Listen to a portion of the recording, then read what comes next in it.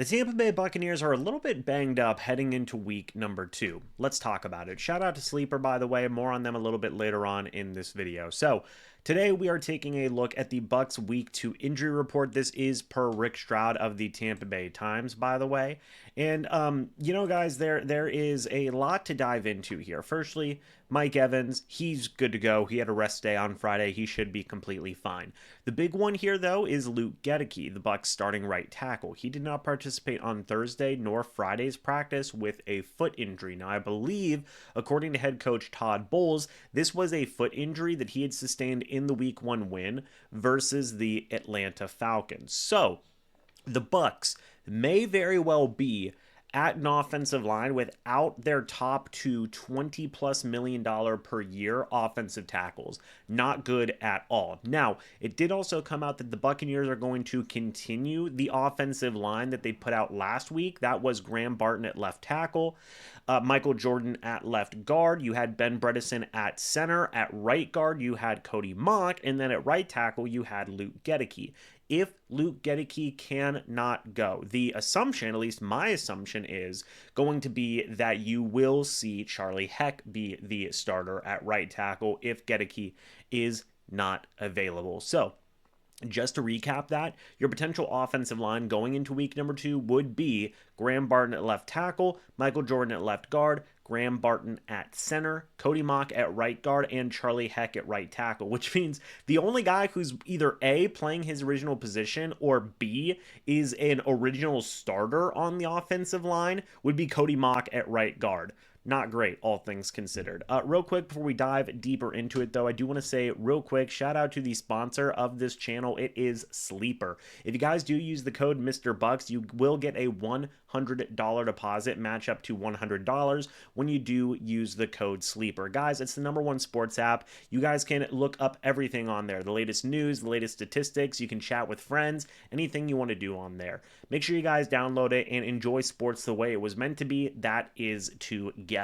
Now, back to the injury report here. Chris Godwin is back and practicing. Phenomenal news. He was limited on Thursday, didn't participate on Friday. That's fine in my opinion. Godwin is the more long-tenured working way back from injury guy out of Godwin and Wirfs. So it's fine. It's going to be a slow build. You still have many more weeks before Godwin's even expected to be back. So that is still a very, very encouraging thing in my opinion. Greg Gaines at nose tackle did not participate on Thursday and was limited on Friday. If he cannot go, you do have a few guys that the Buccaneers could certainly look to bring in terms of the backup nose tackle type of position. Just taking a quick look at the overall roster, you have a couple of guys. Elijah Roberts could get some more opportunities along that defensive line. You also have on your practice squad a very, very interesting name. If we go all the way down here,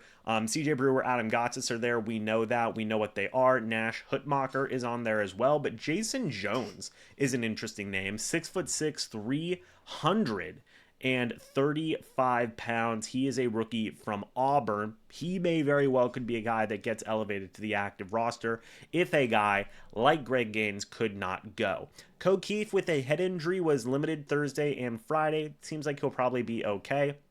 A big one here, Tristan Wirfs was limited on Thursday and Friday. This is kind of what I alluded to, where Wirfs is on a quicker track to return than Chris Godwin, and in kind of the discussion around that, extremely positive that Wirfs was limited on Thursday and Friday. And Todd Bowles said that, like, hey, both those guys, both Godwin and Wirfs, are in play to participate in Monday's game. I don't believe it. I really don't. If there was any chance, it would be better with Wirfs than with Godwin. So we're going to have to wait and see how that situation continues to unfold. My guess is that neither one is going to play.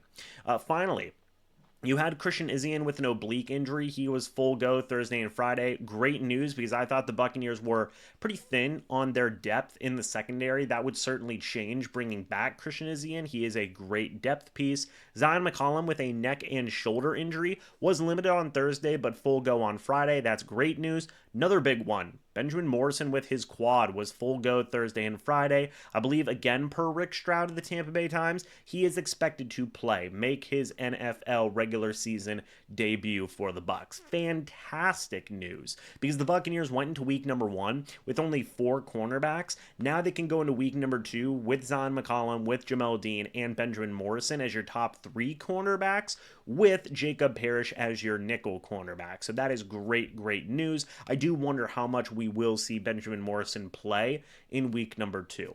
Finally, you had Hassan Reddick. He was limited on Thursday, full go on Friday with a foot injury. Weird, 2 foot injuries. A lot of foot-related injuries. Foots, ankles, strange, man. But he seems like he is going to be good to go as well. I do want to go ahead and mention real quick the Houston Texans injury report. Couple of interesting things to make a note of here. Wide receiver Braxton Berrios was no-go Thursday or Friday with a hamstring injury. Same thing with Christian Kirk, no-go Thursday and Friday with hamstring injury. Those are 2 notable wide receivers in that Texans depth chart, so that is certainly worth paying attention to. Jake Fisher, the starting center, Jake Andrews, apologies, the starting center for the Texans was also no-go Thursday and Friday. If he is not available, Vita Vea may have himself a pretty decent day. Finally, Ed Ingram at guard, limited on Thursday and Friday with an abdomen injury, and Blake Fisher, full go Thursday, Friday with an ankle injury. So a couple of big news there, all of it offensively for the Texans. It seems like their defense is very healthy. But that's the injury report, guys. Let me know your thoughts and opinions about it down in the comments section below. I'd love to hear it. We have a preview video coming out a little bit later today as well. Stay tuned for that. Should be a lot of fun.